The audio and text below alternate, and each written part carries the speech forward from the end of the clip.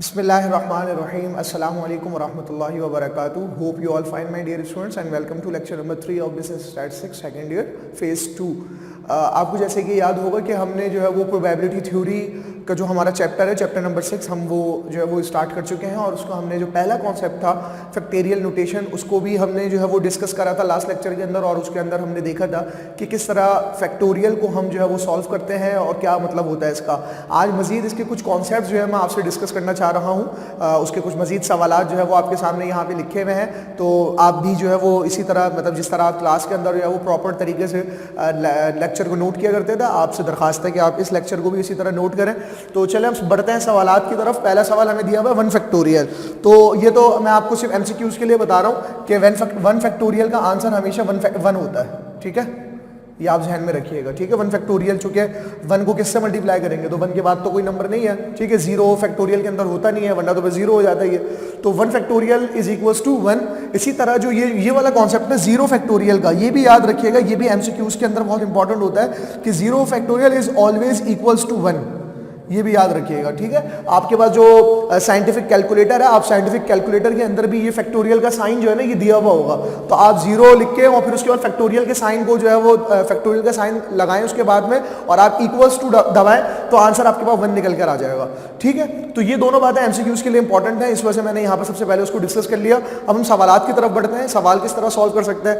तो देखिए, ये जो सवाल है हमारे पास 5 फैक्टोरियल अपॉन 5 फैक्टोरियल डिवाइड के अंदर सवाल है।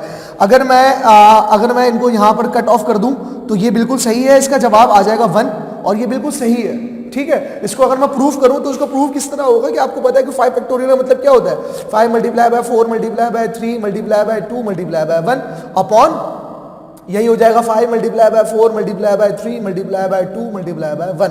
ठीक है, अब 5 से कैंसिल, 4 से कैंसिल, 3 से कैंसिल, 2 से कैंसिल, 1 से कैंसिल, ये सारे नंबर कैंसिल हो जाएंगे, आखिर में आंसर क्या आ जाएगा, 1 आ जाएगा।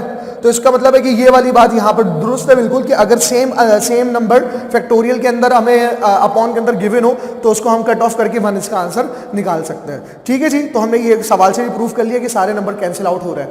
ठीक है, अगले सवाल की तरफ बढ़ते हैं, जो सवाल नंबर 8 है। ये जो नंबरिंग करी हुई है ना मैंने, ये पिछले से गुज़िश्ता से पेवस्ता नंबरिंग है।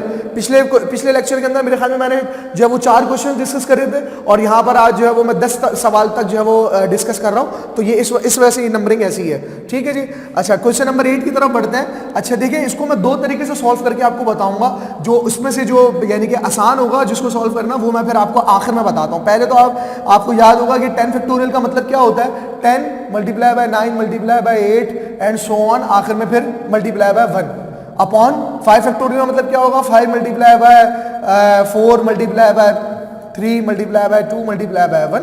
ठीक है, ये पूरा आंसर आएगा। अब इसको हम क्या करेंगे, 10 फैक्टोरियल का हम आंसर निकालेंगे बैठकर। ठीक है, तो निकाल लेते हैं। 10 multiply by 9 multiply by 8 multiply by 7 multiply by 6 multiply by 5 multiply by 4 multiply by 3 multiply by 2 multiply by 2 और फिर मल्टीप्लाई बाय 1। तो 10 फैक्टोरियल का आंसर क्या निकला हमारे पास, 3 6 2 8 8 0 0। सही है। फिर 5 फैक्टोरियल का आंसर क्या निकलेगा, 5 multiply by 4 multiply by 3 multiply by 2 multiply by 1। Answer आ गया 120। ठीक है, इसको हम डिवाइड कर लेते हैं, आंसर हमारे सामने आ जाएगा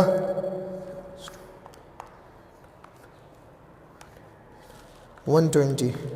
आंसर आ गया मेरे पास 30240 0।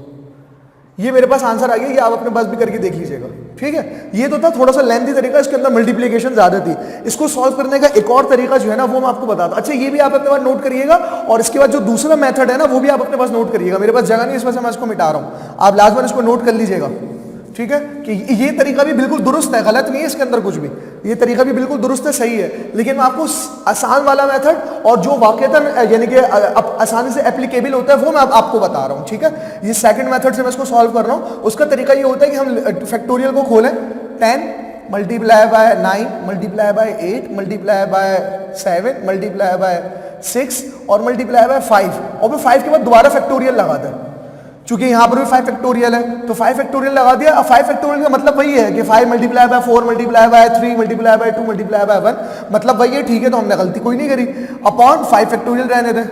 अब होगा क्या कि ये 5 फैक्टोरियल से कैंसिल हो जाएगा, कैंसिल आउट हो जाएगा और हमारे पास ये नंबर बचे 10 multiply by 9 multiply by 8 multiply by 7 multiply by 6। इसको हम कर लेंगे, हमारे पास आंसर आ जाएगा 10 multiply by 9 multiply by 8 multiply by 7 multiply by 6। देखिए आंसर वही आ गया, आप भी अपने पास कैलकुलेटर से करके देखिएगा 30240, वही आंसर आ गया जो हमने अभी पूरा सॉल्व करके निकाला था। ठीक है, तो ये मेथड मैंने क्यों बताया, ये वाला मेथड, ये अब इस सवाल में पता चलेगा कि इस मेथड की कितनी इंपॉर्टेंस है। अगर ये वाला मेथड हमें ना पता हो तो हम जो है वो मतलब यानी कि इस तरह के सवाल के अंदर फेल हो जाएंगे, बहुत मुश्किल हो जाएगा, कैलकुलेटर भी हमारा साथ नहीं देगा।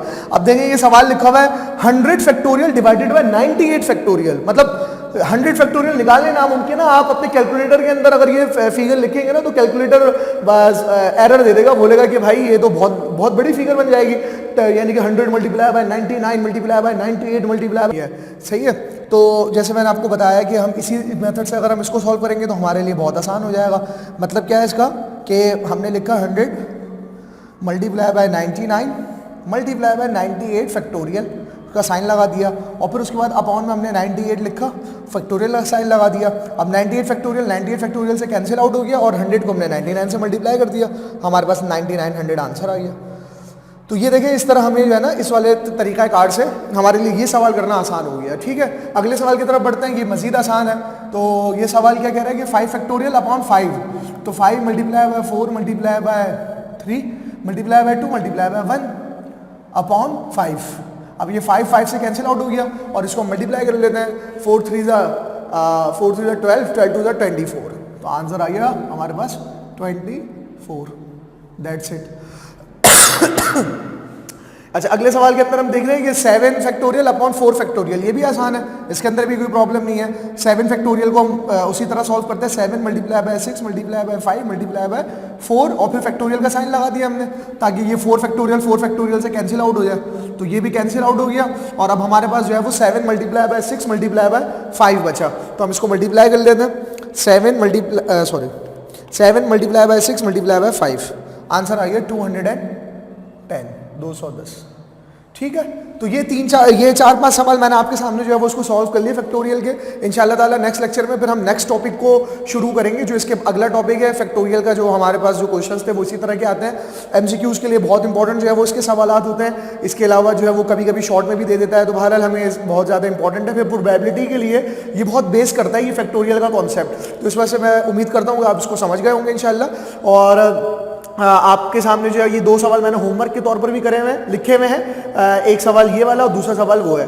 ठीक है, उम्मीद करता हूँ कि जितने हमने सवालात करे उसके तनाजुर में ये सवालात करना आपके लिए जो है वो मुश्किल नहीं होगा। आप जो है वो इसको सॉल्व कर लीजिएगा। अगर फिर भी कोई क्यूरी हो तो आप ऑनलाइन सेशन के अंदर मुझसे पूछ सकते हैं, व्हाट्सएप पे मुझसे पूछ सकते हैं। इंशाल्लाह ताला आपके लिए मैं अवेलेबल हूँ। अपना बहुत ख्याल रखें, इंशाल्लाह नेक्स्ट लेक्चर में मुलाकात होगी। जज़ाकुमुल्लाहु खैरन। अस्सलामु अलैकुम व रहमतुल्लाहि व बरकातुहू।